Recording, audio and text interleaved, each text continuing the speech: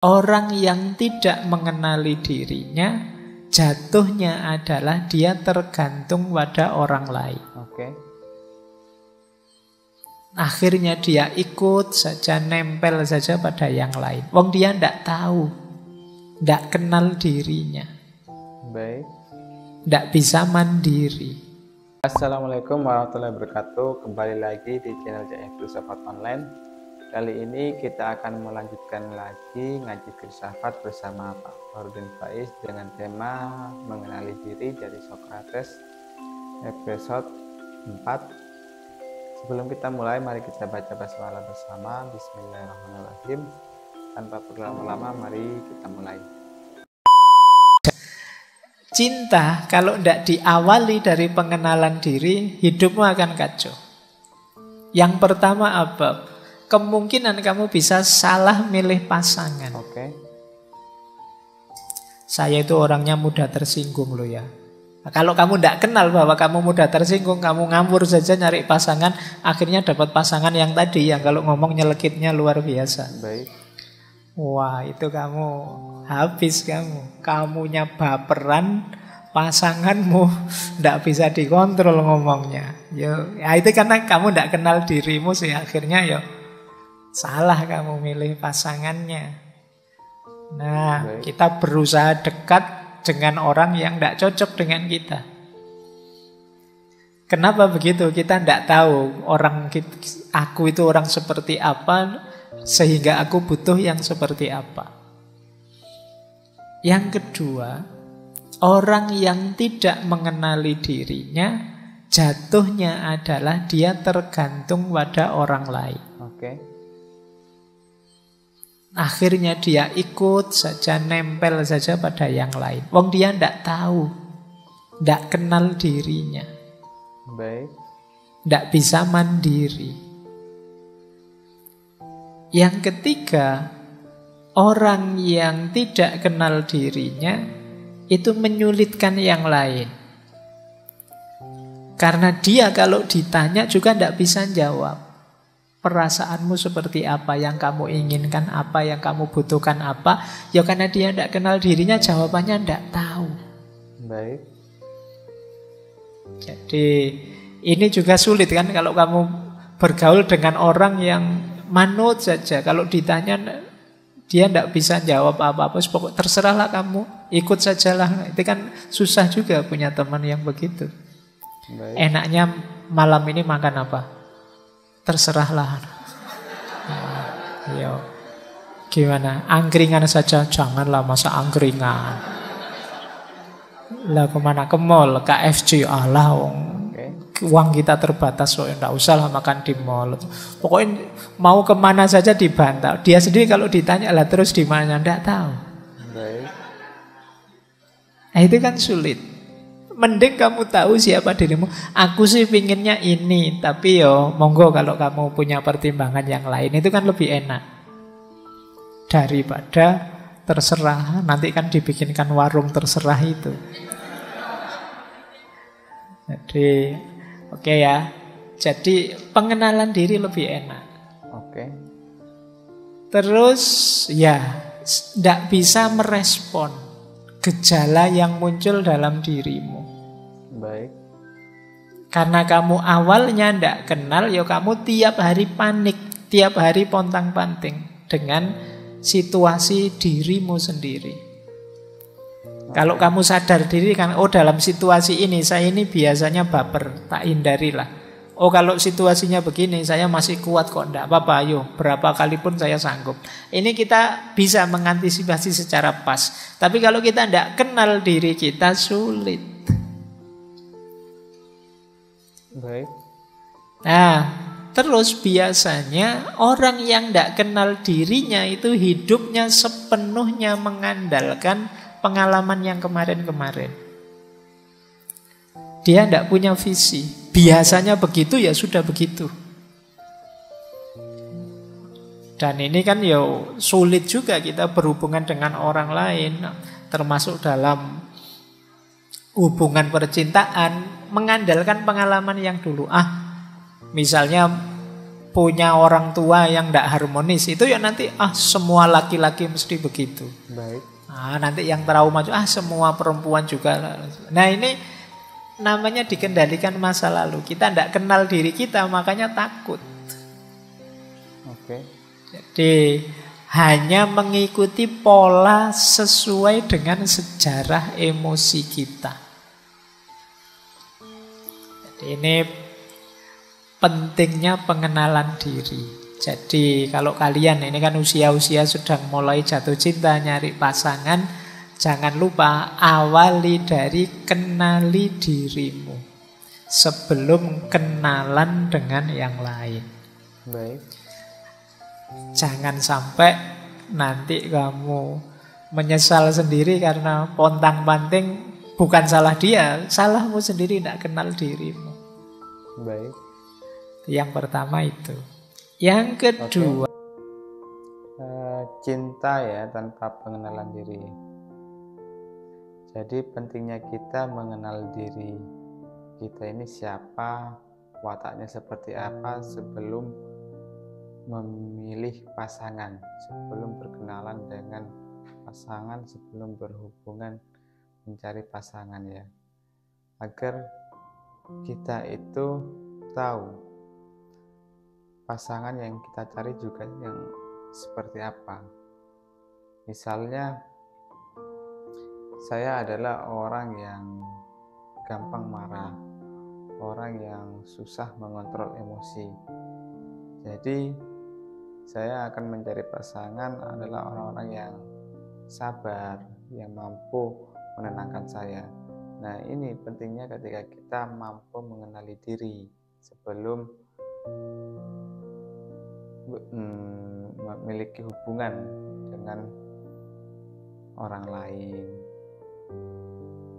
Nah, ketika kita tidak mampu mengenali diri kita ini siapa, itu nanti jatuhnya kita akan salah dalam memilih pasangan karena kita belum mengenali diri kita. Misalnya kita tadi seorang pemarah, malah dapatnya pasangan yang sama-sama juga egois, akhirnya tabrakan kan ya.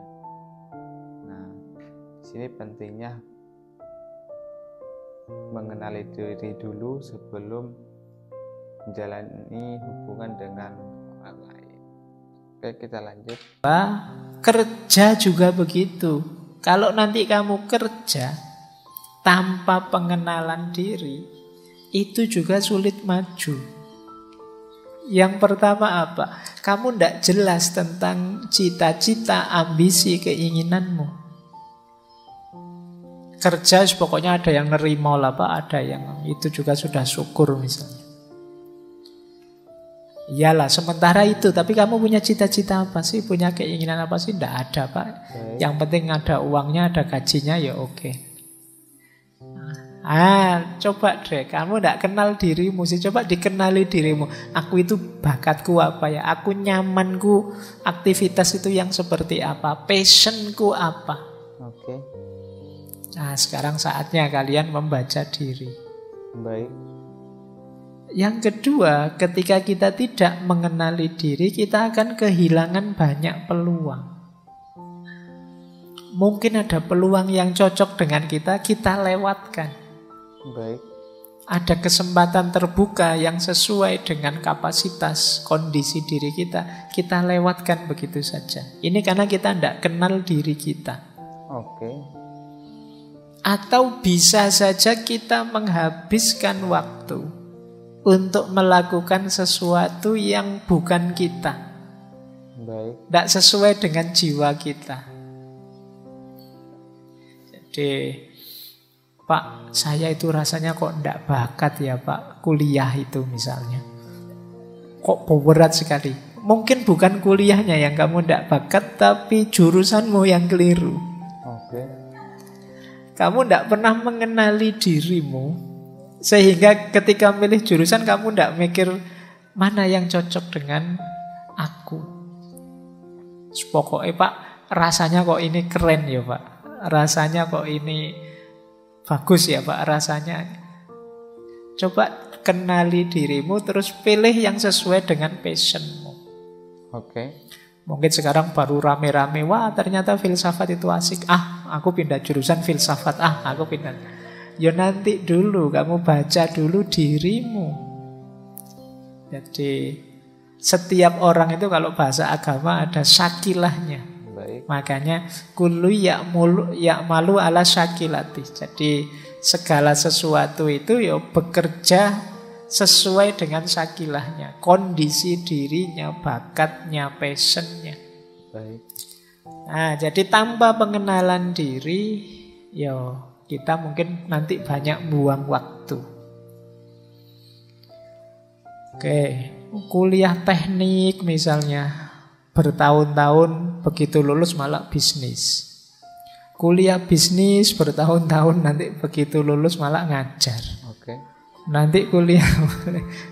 Jadi agak rumit. Coba dikenali dirinya dulu biar tidak banyak buang waktu.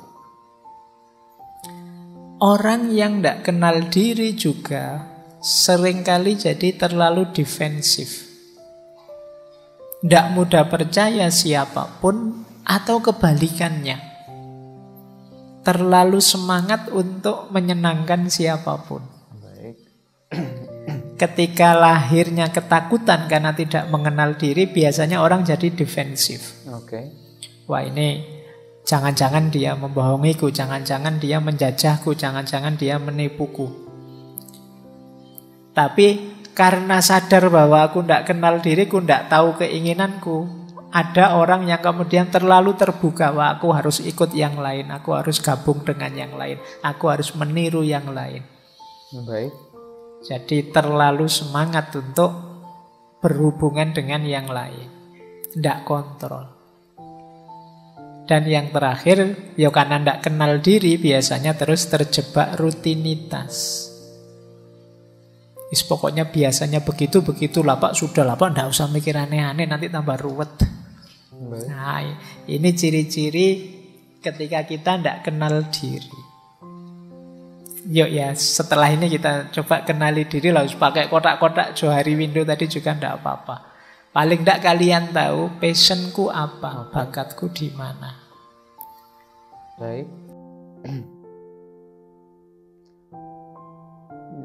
Kedua, ada pentingnya mengenali diri ya untuk dunia kerja. Jadi ketika kita mampu mengenali diri kita, passion kita itu apa, bakat kita itu apa yang kita cintai, itu lebih mudah ya, lebih enteng dalam bekerja. Ketika kerjaan kita itu sesuai apa yang kita inginkan. Beda lagi ketika kita bekerja tapi kerjaan itu tidak kita sukai, pasti bawaannya itu berat.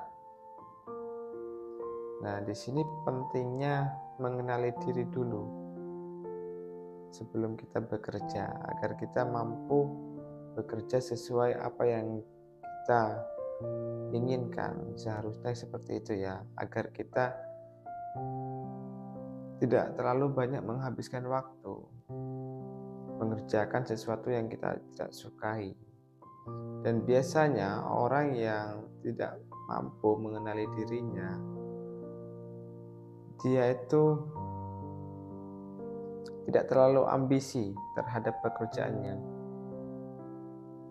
Jadi ya kerja itu dibuat mengalir saja, tidak ada goal-goalnya itu, tujuan-tujuannya. Ya seperti rutinitas saja, rutinitas ibaratnya itu kalau di sini adalah kata dalam tempurung, rutinitasnya ya seperti itu, tanpa ada tujuan. Nah di sini pentingnya mengenali diri agar kita bekerja sesuai apa yang kita inginkan. Oke, kita lanjut. Paling tidak kalian tahu passionku apa, bakatku di mana. Nah, hidup sosial juga begitu. Orang ya tidak kenal dirinya juga susah mengidentifikasi dirinya. Dia tidak sadar loh, gayamu itu sumbungnya pol jane. Tapi dia tidak tahu. Kamu itu kemelinti jane, tapi kamu tidak sadar. Kamu itu caper sebenarnya. Kamu tidak tahu bahwa kamu itu caper. Dan lain sebagainya. Wong kamu tidak kenal dirimu. Kamu merasa wah ini gaya tawaduk ini. Tapi padahal bagi temanmu itu gaya kemelinti luar biasa itu. Kamu nganggapnya tawaduk. Kenapa kamu tidak kenal dirimu? Mungkin kamu terlihat sombong, terlihat dingin, terlihat caper, terlihat pemalu, terlihat pemarah. Tapi kamu tidak sadar.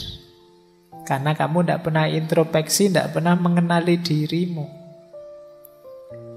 Baik. Yang kedua, biasanya cirinya kamu belum kenal dirimu apa? Kamu kesepian. Kamu merasa, ini orang-orang kok tidak ngerti aku ya. Tidak kenal diriku. Lah kamu sendiri juga tidak kenal dirimu. Maka responnya orang apapun tidak cocok. Kamu merasa tidak sesuai. Karena kamu juga tidak tahu yang cocok itu yang seperti apa. Baik. Segalanya jadi serba salah. Jadi kan kadang-kadang kita merasa ini kok jadi tidak beres semua, tidak enak semua, serba salah semua. Jangan-jangan saatnya kamu introspeksi, saatnya kamu merenungi dirimu. Siapa sih aku saat ini? Mungkin kemarin-kemarin aku sudah kenal, sekarang aku ini sudah tidak itu lagi. Tapi belum pernah aku kenali diriku yang sekarang. Makanya mungkin kamu merasa kesepian. Wah, aku sudah berbuat banyak macam-macam, temanku kok cuek semua ya. Aku berusaha memahami yang lain kok tidak memahamiku ya. Baik. Mungkin yang lain juga berusaha memahamimu, tapi kamu sendiri tidak jelas. Mereka juga bingung, aku harus bagaimana padamu. Jadi ini hidup sosial yang tanpa pengenalan diri. Ya, tentu saja kalau sudah kita tidak kenal diri kita, sulit kita berempati. Wong memahami diri sendiri saja kita sulit, apalagi memahami orang lain. Baik. Jadi ini kuncinya pentingnya pengenalan diri. Makanya tadi kata Sokrates, kenali dirimu. Oke. Jadi kunci segalanya. Nah, terus kata Sokrates, kalau sudah mengenali diri, dilanjutkan dengan penguasaan diri. Oke. Kuncinya 3 menguasai diri itu. Yang pertama engkrateia, yang kedua libertas, yang ketiga autarkia. Jadi engkrateia itu menguasai emosi, dorongan-dorongan, insting, perasaan, penguasaan diri atas kesenangan, penderitaan, dan lain sebagainya. Jadi engkrateia itu, kalau kita kenal diri kita, emosi kita, sekarang saatnya kita kuasai emosi kita. Jadi menguasai kemarahan, menguasai emosi, kesedihan, keletihan, dan lain sebagainya. Ini namanya engkrateia. Jadi, wah, situasi begini saya biasanya marah ini. Memang saya marah sekali, tapi saya bisa menguasai karena saya sudah kenal. Ini gejala saya marah ini kayak gini. Harus agak menarik diri ini. Wah, ini kecewa berarti aku. Karena kalau seperti ini situasinya biasanya saya memang kecewa. Sudahlah, saya minggir dulu. Nah, ini orang bisa menguasai emosinya. Oke. Yang kedua apa? Libertas. Libertas itu bekerjanya rasionalitas secara mandiri, secara merdeka, yang tidak dipengaruhi oleh emosi. Ya, libertas itu kebebasan. Emosi terkendali, akal sehat yang maju. Nah, ini libertas namanya. Jadi kalau kita sudah kenali diri, saatnya menguasai diri. Menguasai diri itu menguasai emosi, kemudian mengedepankan akal sehat, rasionalitas. Dan yang ketiga, ini penyeimbangnya apa? Autarkia. Autarkia itu, ini yang sering saya pakai istilah tahu batas. batas. Baik. Tahu batas itu menurut Sokrates, cirinya yang pertama mandiri dari pengaruh. Yang kedua, menjadikan akal budi, akal sehat sebagai satu-satunya jalan mencapai kebahagiaan. Oke. Jadi orang tahu batas itu akal budinya jalan dan tidak mudah terpengaruh. Baik. Baik. Jadi setelah kita mengenali diri, kita kuasai diri. Lanjut ya. Baik, pentingnya kita mampu mengenali diri itu adalah agar kita mampu menguasai emosi ya. Nah, ketika kita sudah sampai di titik mengenali diri itu kita mampu, maka kita akan mampu juga dalam menguasai emosi.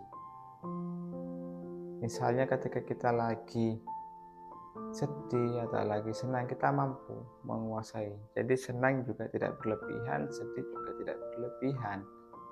Nah, efeknya ketika kita sudah mampu menguasai emosi, kita akan mengedepankan akal.